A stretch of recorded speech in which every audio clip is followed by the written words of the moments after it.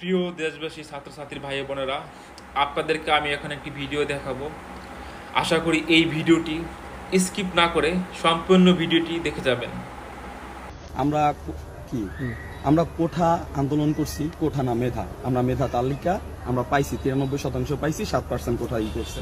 9 দফা দাবি দিছি, 9 দফা সরাই 1 দফা দাবি দিছি। 1 দফার বিরুদ্ধে সরকার আমাদের অনেক অত্যাচার করছে, নির্যাতন করছে, লাইট দিও না। পরবর্তীতে আমরাই সফল হয়েছি, ছাত্ররাই সফল হয়েছে। মাননীয় প্রধানমন্ত্রী শেখ হাসিনা পদত্যাগ করছে।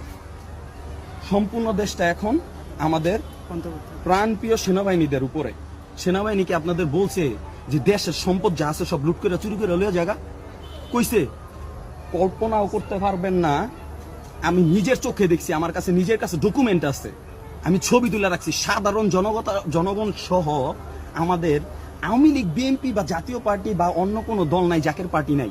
আমি চিনি না কে কোন দল করে, কিন্তু কিছু কিছু মানুষে চিনি যে কিনা আমাদের নিজস্ব তারাবো পৌরসভার এসি থেকে শুরু করে আমাদের এই যে গাজীর যে আপনারা গার্মেন্টসটা লুট করলেন, গাজীর গার্মেন্টসে কি এরকম 5-10 হাজার লোক চাকরিজীবী নাই?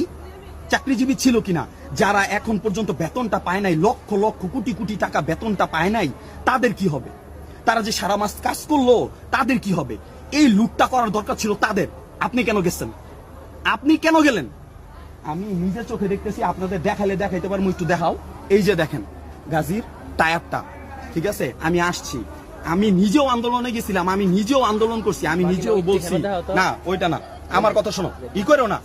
আমি নিজেও আন্দোলনে গেছিলাম, আমি নিজেও বলছি হই হই রই রই শেখ হাসিনা তুই গেলি কই। ছাত্ররা আন্দোলন করছে, এই না মানে যে এর মানে এই না আপনারে দেশটা হাতে তুলে দিছে আপনি লুটপাট করে খাওয়ানোর লিগা।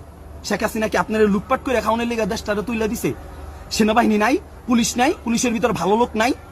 আপনার নিজস্ব যত ধরনের মতবাদ ছিল, দেশটা স্বাভাবিক হইতো, আপনি তাদের কাছে যা বলতেন। দেশে এখনো কিন্তু ভালো মানুষ আছে ভাই, ভালো মানুষ মরে যায় নাই। আপনারা কেন এই কাজটা করলেন? আমাদের পৌরসভা, আমাদের উপজেলা, এইটা যখন স্বাভাবিক হবে, উপজেলার এসি, উপজেলার চেয়ার, ওই অফিসাররাই যায় বসবো যে অফিসারের জন্য আপনারা এতদিন আন্দোলন করছেন। ওই অফিসারই যায় বসবো যে ছাত্ররা এখন আন্দোলন করছে, তাদের থেকে অফিসার হবে, তারাই ওই চেয়ারে যায় বসবে, তারাই এই এসির সুবিধা ভোগ করবে। আপনারা যাই এই এসির সুবিধা ভোগ করবেন, এসিতে বৈশা কথা বলবেন অফিসারের সাথে। তাহলে কেন আজকে এসিটা চুরি করলেন? কেন এই লুটপাট করতেছেন?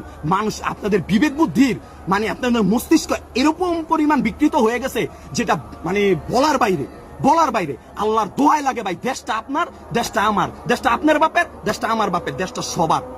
দয়া করে সুন্দরভাবে সুস্থ মস্তিষ্কে বাঁচার অধিকার সবার আছে। আপনি অধিকারটা থেকে বঞ্চিত নিজেরাও করেন না, আমারও করেন না। আল্লাহর দোহাই লাগে, পারতেছি না। আল্লাহ যদি আমার ওই শক্তি ক্ষমতা দিত, আমার বাপের যদি প্রচন্ড টাকা দিত, আজকে আমি নিজে মনে করেন একটা মেশিন কিনতাম, কিনা যেগুলা এই দেশের ক্ষতিগুলো করতেছে না, অরিজিনালি ভাবে যে দেশের ক্ষতিগুলো করতেছে ওগুলোর গুলি করে মেরে বলতাম। যদি আল্লাহ আমার এই শক্তি ক্ষমতা দিত, আমার দেয় নাই আল্লাহ। আমার শত ওইটুকু দিছে যে আপনাদের সামনে এসে সুন্দরভাবে বলার অধিকারটা দিছে। এইভাবে বলার অধিকারটা আছে বললেই আমি বলতেছি।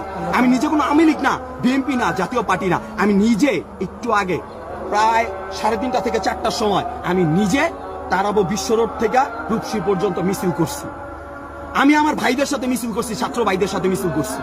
আমি দেখছি আমার মিছিলের মধ্যে বিএনপিরাও ঢুকছে, মিছিল করছে, তারা আনন্দ মিছিল করছে। কিন্তু তাই বলে এই না আমি কোন দলের পক্ষে কথা বলতেছি, কোন দলের পক্ষে কথা বলতেছি। অনেকে বলতে পারেন আওয়ামী লীগের সাফাই গেতেছে, আওয়ামী লীগের সাফাই গেলে এইভাবে বলতাম না যে গাজীর মেলটা গাজীর লোকেরাই লুটপাট করতো, তাও ভালো ছিল যারা কর্মজীবী। ভালো থাকবেন, আসসালামু আলাইকুম।